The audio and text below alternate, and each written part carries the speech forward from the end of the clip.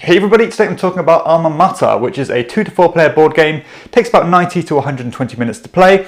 It's designed by a couple of my absolute favourite designers, Geely and Brasini, and it's published by Eggert Spiel. Now, I think Eggert Spiel do a fantastic job of balancing great production values while still being really affordable. And if you'll probably notice the artwork, it might strike some resemblance to a game that came out a few years ago called Coimbra, which actually happens to be one of my absolute favourite games of all time. This one is kind of touted as the sequel to that one, or at least the next in the series of that one, and obviously it shares the same designers, and it shares the same artist as well. That Chris Quilliam's art really pops, really bright, and it's just a great kind of fit for these fresh new Euro games. So for all those reasons, Alma Mater was undoubtedly one of my most hotly anticipated games of the year, and obviously finally got to play it. So while obviously the visual aspect of the game looks very, very familiar to Coimbra, the game is actually quite different. That one's a dice drafting game. This one is a worker placement game. And like a lot of worker placement games, this one shares a lot of those kind of familiar tropes of that genre. You know, placing your workers down in this terms, I think it's your tutors, or whatever you want to call them, your staff. And you are collecting resources, collecting money, buying, or in this instance, buying students, buying new lecturers, all to try and get points in lots of different ways.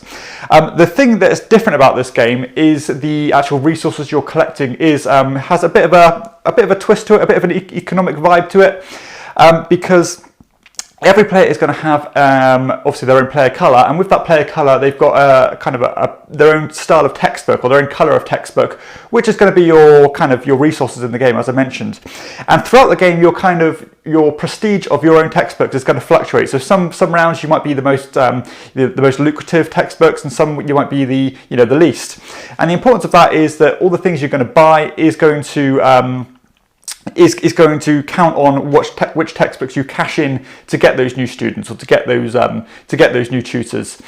And the value, or the way that kind of is dictated, who's got the most most lucrative textbooks, is based on this track. I think it's called a research track. And throughout the game, you're going to be trying to climb that track by almost like having different criteria and getting as high as you can, which is going to, as I said, determine the value of your textbooks.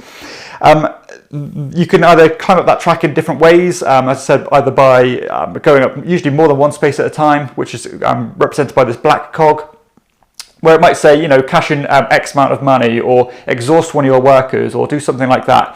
Whereas if you go up the green track, you can just go up one space and not have to worry about paying that criteria.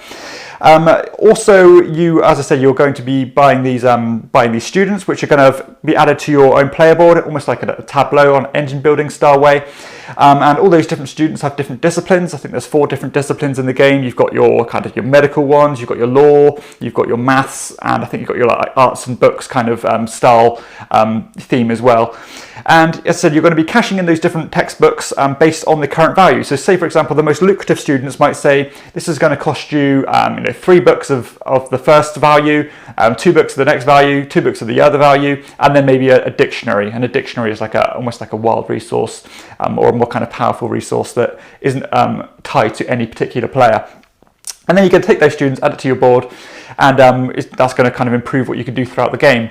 Additionally, you are going to be taking these lecturers. In that vein, you're going to be cashing in certain, or maybe 3 of one book, again 2 of another book, 1 of another book, and another book. And you are going to basically assign them based on the first player who does that. So say, for example, I was the first player to take one of those lecturers. I will cash in what I see fit. So I would maybe choose maybe the easiest resource that's available to me to be the most common one I cash in, and so on. And then I will obtain that lecturer throughout the game, which is going to give me permanent powers based on books that I cash in going forward, which is going to give me like a power. And then from then on, if anybody else wants that same lecturer, they're going to have to pay the exact same cost that I've paid, minus the initial money I paid. But obviously that works in my favour because I get to dictate the resources that were paid in the first place, which gives you a lot more flexibility. And that's going to be pretty much the vibe of the game. You're also going to be trying to fulfill these different criteria based on these chancellors. They might say they have certain kind of milestones you need to reach. So it might say reach a certain point of the research track, get a certain amount of these students and a certain amount of these students. And if you do that, you can take one of these kind of fulfillment cards. I can't remember the exact terminology. And then that kind of gives you either like an end game bonus to work towards, or another permanent power that you can use throughout the game, which can be quite powerful indeed. The way the worker placement works is quite tight. I mean, there's not a lot of spaces on the board. Obviously, you've got your standard spaces, which kind of gives you your money. You've got ones that let you climb that track, as I mentioned, the ones that let you collect the students, the one that lets you collect the lecturers, and so on. And every time someone goes to a certain spot, or at least most of these spots, the tension of getting there is quite important, because I said it's quite tight. And additionally, you only start the game with 4 of your workers, and if someone goes to a spot and you also want to go to that spot, you're going to have to cash in 1 more than the person's already there. So if someone goes there and I also want to go there, I'm going to have to pay 2 workers, and then it's going to be 3 workers, and so on. And obviously you can't go to the same spot twice of your colour. So yeah, the game is quite tight. The turns go pretty quickly because, again, you haven't got that many workers to place in the first place. But the another additional thing that really does make the game, as I said, unique, because all the other stuff, again, probably sounds very, very familiar, is your own player boards has this really cool system where you can basically choose to place your own colour books on your bookshelf, which is on almost like the sliding scale, almost like a market. And when you pay 1 coin for each book you place on your bookshelf, it's going to be assigned to a certain cost for other players to buy. Because when you go to a certain other spot, you can buy books of other players based on those costs. And the incentive is there for other players to go to those spots, because it's a lot cheaper for people to buy books that way, but obviously the money that you spend goes to the player who's selling them. So it has this almost like a somewhat of a closed economy. Obviously there's new ways to bring money into the game, but this kind of flow of money is quite interesting. And just knowing to invest in your own books is important. Knowing when to spend money on other people's books, but bearing in mind that you're giving them money to do more on their turns. So yeah, there's that real kind of weighing up your options about how much you're going to spend on books, how much you're going to give to other players, and so on. And additionally, at the end of every round, that kind of that scale of books you've invested in is going to slide down, making things cheaper as well. So if you just want to keep putting your books up the higher prices, then it's eventually going to become cheaper throughout the game. And that's going to be pretty much how the game flows. I think at the end of the game, you're going to get points based on who's got the most valuable books. Your kind of rows of students are going to be multiplied with each other. You're going to get a point for each dictionary you have. You're going to score points based on the different chancellors you've got. And obviously end game kind of criteria and stuff based on the students you've drafted throughout the game. That's pretty much how the game works. It's the game is for a game that's fast, and I mean, I think there's 6 rounds in the game, and as I said, you only get a few workers, and sometimes you're spending 2 or 3 workers at once in order to take an action. So as you can probably imagine, the turns go quite quickly. You can unlock more workers by reaching a certain amount of students or a certain amount of points on the board. But the game, for me, it felt quite a bit of a slog in order to get things going. I mean, you had to really get tunnel vision yourself in collecting a certain amount of books and stuff. Money is extremely tight in the game, at least from my experience. And collecting that money is going to cost you a couple of workers at a time, mostly. And that's going to let you buy your books, which is probably going to let you buy maybe 1 student a turn if you're lucky. Also, climbing that research track can be quite laborious as well. I mean, obviously because your money is so tight and because your workers are so tight as well, every time you climb up and you have to pay these costs, it's pretty crippling. I mean, you're going to have to pretty much exhaust all your options at most times. And as I said, it's a very tight game. You're never going to have a huge pool of resources. Additionally into that, your resource pool is based on how many students you have. So if you only have a couple of students, your kind of storage space is going to be limited as well. So there's it's quite a tight feeling game for something that flows quite quickly. And meaningful decision-wise, there is still quite a lot you have to think about. Obviously, you want the students you want to cater to your strategy. You want to reach those milestones to get all these different chancellors, which can get you quite a lot of points. Obviously, you want to bear in mind the resources you've got in order to climb those tracks. Obviously, you want to be the first to get the lecturers and so on. So there is a lot to think about, and there is a tension to get places faster because obviously you can be more flexible if you are the first to get there. and and do things that way. Additionally, the balance of the game, I think, is pretty good as well. I think all the points are pretty proportionate depending on which kind of route you take, and so on. Again, mechanically, very, very smooth. I mean, I think player turns are pretty quick, and what things do is pretty obvious. The only thing I would say is that a lot of the students or the symbology on the students, because all the students are quite unique. You're going to have to cross-reference what the students do and what the lecturers do to the rulebook quite a lot, because there's not a lot of consistent symbology. The engine building aspect of the game is okay. I mean, obviously you're taking your income based on how many books you've got on your shelf. You're getting money that way and so on. But you also can get new students and new lecturers, which can increase your engine and give you more income at the end of each round. So there is somewhat of a progression, but I would say I was somewhat disappointed at what the students actually do. I mean, some of the powers felt quite limp. It didn't feel like there was something that was really powerful that you needed. It was almost like just save up what you have and buy one that's that fits the milestones that you need, and so on. So it wasn't. I never really felt like there was something I really wanted to go towards. It was pretty much just take what you can get, which doesn't always leave the best kind of or most satisfying gameplay. Time investment wise, I think it was good. I mean, it wasn't again outstayed its welcome, and again turns go by pretty quickly. But the whole feel of the game to me felt quite, as I said, it felt like a bit of a struggle. It felt like I was kind of swimming through jelly kind of thing, just very slowly getting your resources and buying something, and that can be a turn and a half by the time you've done that, or a round and a half by the time you've done that. So it did feel like a bit of a slog. So yeah, and in terms of replayability as well, it's pretty good. I mean, you're not going to be using all the students each round, you're not going to be using all the lecturers each round. Scalability as well, that there is two sides of the board based on the player counts. I think you've got a side of the board for 4 players and a side of the board for 2 or 3 players, which means that I think you get less worker placement spaces based on the lectures you're taking and so on. The interaction on the game is quite interesting. I mean, particularly economically.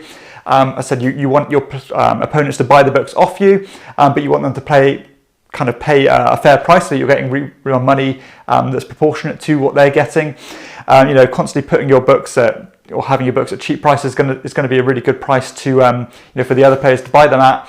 But additionally, you're only investing them at 1 coin each to put them on your bookshelf, so you're always going to be getting a fair deal back. But again, weighing up that decision on how much you're going to invest in your bookshelves is quite important. And constantly having them full is, while it's good because at the end of each round you're going to get a lot more income, you're obviously giving more inviting options for the other players to buy your books, which is pretty much your currency to do everything in the game. Aesthetically, I think the game is absolutely stunning. I love the way the game looks. I think it's just such a fresh look. I think the box art is fantastic. That real kind of clean, flat surface art. It looks really great. All the characters are very vibrant. The artwork is reused on all the different kind of tiles, so it would have been nice to have kind of unique art for each type of lecturer and each type of student, but that's a bit of a nitpick. Yeah, just lovely, clean design, great components, particularly the book resources. They're really nice plastic little books. They look great, they feel great. Just nice, bright and colourful aesthetic to the game, which I really like. And as I said at the beginning of the video, I think Eggertspiel do a great job of balancing production and value. And this is just a perfect example of that. So I really do like that. I also really love the theme of the game. I think it's a real unique approach to, to a theme. Being the headmaster of your own university is great. Getting the best students, trading knowledge and getting the best lecturers. I really like the theme. I love the general feel and aesthetic of the game. I think it's really nicely done. Progression of the game, I said, is okay. I mean, as I said, I would have liked the different abilities of the students and lecturers to be a lot more powerful than they were. It just felt like I was working towards something that took a long time to get there for very little payoff, which was somewhat disappointing. Scalability is okay. As I said, it is double-sided. Additionally, if you're playing with 2 players, there is going to be a dummy player in the game, which is kind of this Ultima deck, and it's going to kind of put workers out on the board automatically and put kind of books onto its shelf and stuff. So there is going to be a bit more upkeep, a bit more kind of a bit more housekeeping if you're playing at 2 players, but it's not too big and it's pretty cleanly done, to be honest. And comparison-wise, I mean, as I said, this game has so many similar tropes to a lot of other worker placement games, but that kind of economic thing is unique to this one, and I do really like that, and the fluctuating values of the resources as well, which is what makes this game unique. But yeah, overall, this is a strange one, because I think somewhat this is a victim of its own success. I mean, I was so hyped for this game because, again, I've loved every other game that these designers have put together. I mean, they're amongst my absolute favourites. This one left me somewhat disappointed because it didn't live up to those standards for me. Not because it's a bad game, it's certainly not a bad game, but it just didn't feel like it had the bite that these other games had. It felt very kind of mundane compared to, or kind of comparison to lots of other worker placement games that's out there. It felt like a bit of a slog, as I said. Nothing was really overly interesting to invest in, and it just felt like you were pulling teeth through a lot of the game. Now, it might sound like it's being very negative, but it's because I'm holding this up to my expectations of the game. They normally make extremely, extremely dynamic and fun and interesting games, and this one just felt like a bit vanilla. I love the book system. I think that's really cool, and I would love to see that used in another game system to kind of maximum optimization, because it just didn't work for me. I mean, I felt pretty uninterested by it. I think the other players I played with felt a bit kind of meh on it. It's just okay. It's an absolute fine game. I would play it again if I had to. I probably wouldn't recommend to play it again or suggest to play it again, because there's so many other games out there that's just better than this one. It's a massive shame because I was so looking forward to it. Again, I loved Coinbra. I was hoping this one would be up to that standard and have a new kind of series to look forward to every year. But unfortunately, this one let me down, which breaks my heart to say, because I think this is the first game out of these designers I've not actually been hugely keen on. Now, again, this isn't a negative review. It still gets like, a 6 out of 10 for me or so. But I'm expecting 8s, 9s or 10s for these designers. So yeah, a bit of a disappointment for me, but if that economic feel to it does appeal to you, if you're looking for probably a medium weight worker placement game, something that's a step on from your gateway levels games, then this is something to look at. It's going to be nice and bright and appealing for to get players interested. A new interesting theme and some cool ideas as well, but ultimately didn't come together in the way I'd like them to. So that's Alma Mater. It doesn't get my seal of quality, but again, not a bad game at all. Just not up to my didn't live up to my expectations. So this concludes my review of Alma Mater. I hope you enjoyed it. If you have, please hit like and subscribe to my channel and check out my other videos too. For everyone else, I'll see you next time on Chairman of the Board. Bye.